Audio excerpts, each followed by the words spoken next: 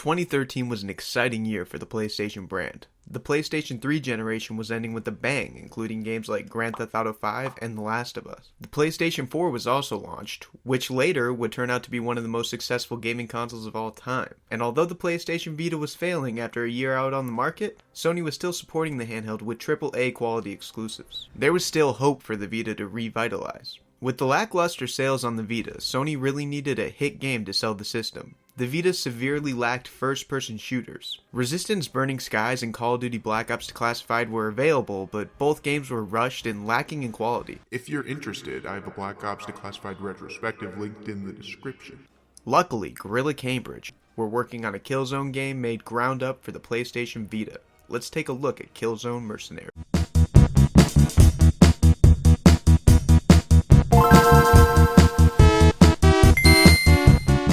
Hey Aiden, take your Danimals yogurt drink, baby carrots, Zoo Pals paper plate, and f*** off, cause this ain't your average kid-friendly Let's Play video. This is Killzone Mercenary, where you stab guys with red glowing eyes in their genitals. Although this game has a lot of grotesque violence, it's not its only attribute. Killzone Mercenary is not only the best first-person shooter on the PS Vita, it is also one of the best games on the platform in general. In Killzone Mercenary, we are placed between the events of Killzone 2 and 3. The Killzone's franchise's story historically focused on two factions at war, the Helghast and the ISA. However, in Killzone Mercenary, the player takes control of a new faction, the Mercenaries. A mercenary is a rare breed of soldier.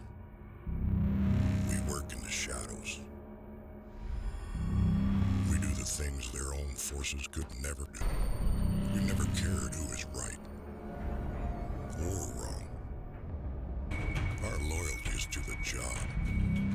Mercenaries are only involved in the war to make money. They have no moral compass whatsoever and will get rich or die trying. It's really cool to play from a third-party perspective to the war. We get a feel for both sides of the conflict. The world of Killzone is intriguing to me, but if I'm being honest, the story didn't really grip me. It was kinda hard to pay attention to plot details when the cutscenes are mostly just some edgy voiceover explaining your next mission with Batman the Dark Knight looking graphic overlays. Why do all first-person shooters on handhelds take this lazy, superior explains your next mission over some graphs and clip art approach to storytelling? Look at Black Ops Declassified and Black Ops DS. 5. Division operations checking out one day before the fall of Saigon. Frank Woods and Jason Hudson were sent in under the cover of Operation Frequent Wind, the largest helicopter event. Shut up! ¿A quién estás diciendo shut up tú? ¿A mí me estás diciendo shut up? This is really the same sh**. I'm not trying to complain because, to be honest, I don't even normally care about the stories in first-person shooters, especially handheld ones. The story's good enough, but don't expect the quality you would find from a console release from a Sony first-party studio. So, considering this is a first-person shooter on a decade-old handheld, how are the graphics?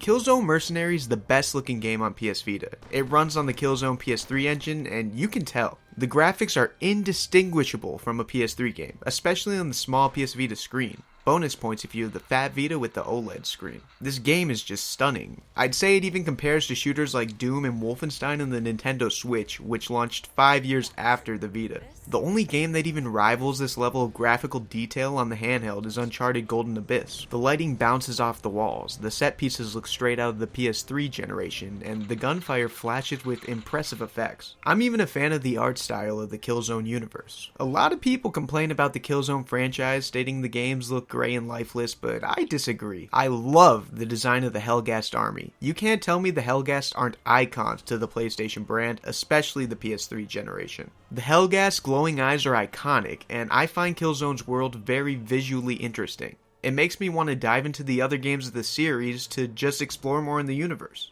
The game is also chock full of subtle details that add to the overall experience. When you shoot someone in the head, it explodes in a burst of blood and guts. You can even blow off your enemies' heads while they're dead. You can also blow people up with gasoline tanks. Sometimes you can visually see your enemies slowly bleeding out, Red Dead Redemption 2 style. Blood also spatters on the floor and walls while shooting enemies. Again, this is a very violent game, and the blood and gore effects are extremely impressive for a handheld system. The animation animations are also really impressive. Everything looks smooth. Just watch me pause the game. Even something as simple as a settings menu has a quirky little animation. The developers clearly took their time on this game to make it push the PlayStation Vita to its absolute limits. People still want to play a full, fat, impressive experience on a handheld. I think people's expectations are that they're going to be playing AAA games on that console, and I think it's up to us to provide those experiences.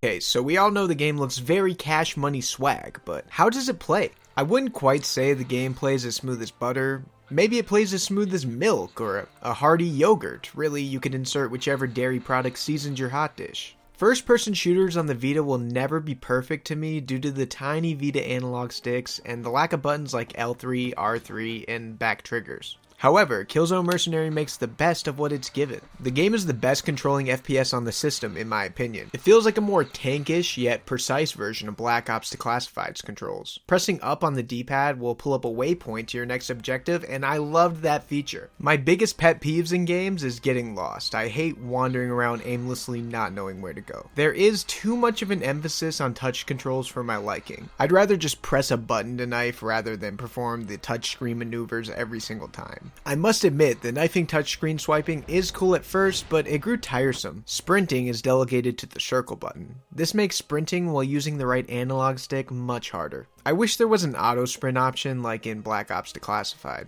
This game is compatible with the PlayStation TV, and I just bought one to review on the channel and capture gameplay with my Elgato card, so soon we'll see how well this game controls with a DualShock 4. Hopefully one day the game will be available in a Killzone collection for the PS5, but at this point that's a pipe dream. In short, the game controls as good as it can for being on a handheld from 2011. Killzone Mercenary may not have the fine-tuned controls of a console shooter or an Oscar award-winning story, but it's a damn fun game, and that's what matters most. I had a great time gunning down enemies, tanks, aircrafts, and Is that a fucking ATST in Killzone? the enemy vehicles introduce a nice challenge and keep the game from getting stale. Speaking of challenge, the game isn't all that difficult until the very end. Whenever my health was low, I would just run up and stab someone, and by the time the long-ass knifing animation was done, 9 times out of 10 my health would be regenerated.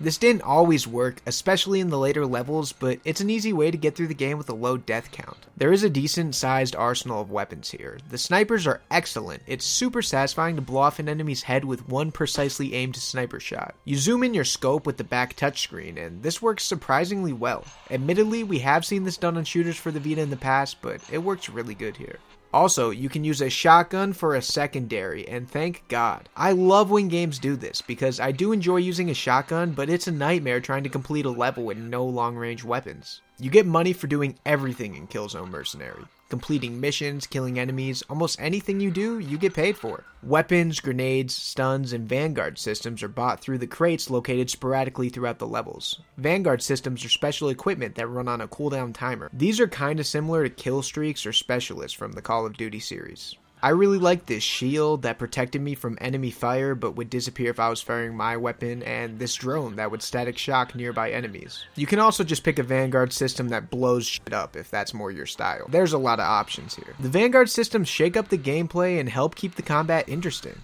I really enjoyed this campaign, but it's not perfect. Let's get my few minor gripes out of the way right now. The game's difficulty spiked up dramatically in random sections of the game. I would breeze through the game for a long period of time just to get stuck on a small portion of a level, and then after completing that difficult small portion, I would go right back to breezing my way through the campaign as carefree as Kratos in a hot tub. I don't like the tacked on Insomniac-like puzzles. They're just annoying. They aren't even challenging. I hate it when games add these meaningless little puzzles. It's not fun and it takes you out of the experience. Why are the character models like 4 feet tall? Just compare his height to the environment around him. He's tiny. Once you see it, it's hard to unsee it. The frame rate isn't perfect. It holds a solid 30 FPS for most of the game, but during particularly intense sections, the frame rate drops to what feels like 15 frames per second. But it didn't happen frequently enough to ruin the experience. I also am not a particularly big fan of the ending of the game. The final section of the game has you fighting against your old mercenary colleagues. I feel like this final boss battle against what I assume is the protagonist's old best friend was designed to make me feel emotional, but the game didn't earn that emotion. The story wasn't presented in a compelling way, and due to this, I didn't even remember my ex-colleague's name, so how am I supposed to feel sad when I'm forced to kill him? I also think it's stupid for a human enemy to be able to take multiple shots straight to the head. Is this motherfucker made of vibranium or something? It's stupid. Little quirks like this can take you right out of the experience.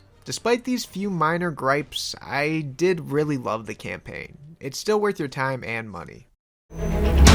Multiplayer is an integral part of the Killzone experience. Oh really? Then why are there only 3 game modes? Doesn't seem all that integral to me. I enjoy the multiplayer, I really do, but the online community isn't exactly thriving. I did a video on Killzone Mercenary's online community recently, and I'll link the video in the description in case you would like to hear about the online community in greater detail. But to make a long story short, the game is active online, but you will have difficulty getting full lobbies. To add insult to injury, many of the maps are too big for just 2 or 3 player lobbies. This means most of the gameplay is aimlessly running around looking for enemies, and sometimes you get shot and I keep messing up this script, so you know what, I'm keeping it in. I'm sorry. Anyway, if you are interested in picking up Killzone Mercenary specifically to play online multiplayer, then you need this game like a bowling ball, dropped on your head, which means not at all. That's a Super Chicks reference. Kinda cringe, I know, but if you actually got that obscure 2000 girl band reference, you're attractive and probably successful, and I want to kiss you on the mouth. Anyway, since the multiplayer kinda sucks these days, I will spend this section of the video discussing Bot Zone, which is the multiplayer with bots.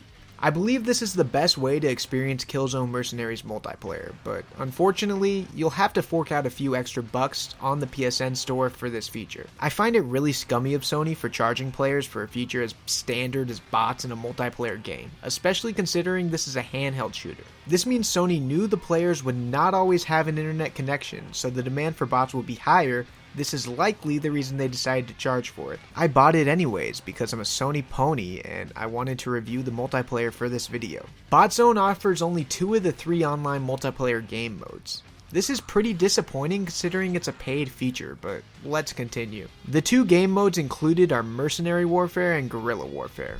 They're basically just souped up versions of free-for-all and team deathmatch. The game plays as smoothly as it does in single player here in Bot Zone. You run around and kill enemies while picking up Valor cards to get money and increase your rank. Vanguards also drop from the sky in capsules randomly throughout multiplayer matches. These are essentially free kill streaks. Some people may have an issue with that, but I feel indifferent on the topic. Botzo is fun, mindless shooting. It's a great time killer. Perfect for playing while you're watching TV or listening to a podcast, but it does get a little stale after a while. If you're willing to fork out an extra few dollars for the feature that should have been included for free, then BotZone is a good bit of fun and may just be for you. The multiplayer was really cool and worth playing when it was still active. I'm most impressed with the game's ingenious weapons unlock system.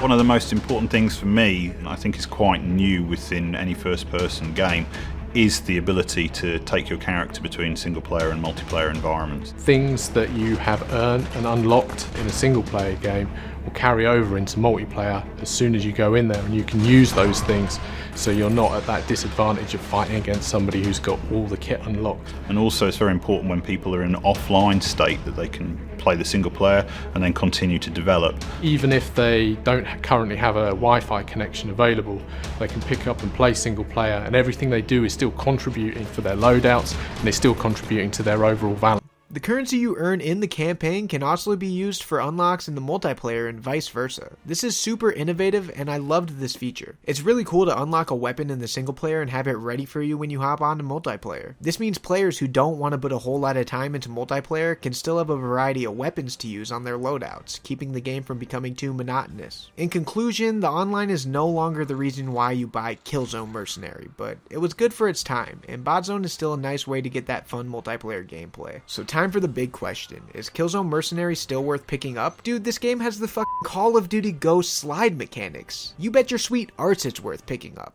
Yes, the story is forgettable and the multiplayer community is dying, but the game is literally a PS3 exclusive running in the palm of your hands. The gameplay is fun, the graphics are insanely impressive, and what else do I need to say? Go play the game. It's the definitive first-person shooter experience on the PlayStation Vita, and one of the best games on the console in general. Thank you so much for watching all the way to the end of the video. It really means the world to me, and I put a lot of time into these vids. For my next video, I'm going to be reviewing a much more popular first-person shooter franchise. That's right, I'm going to be reviewing every single Call of Duty game for Nintendo DS. God help me, subscribe.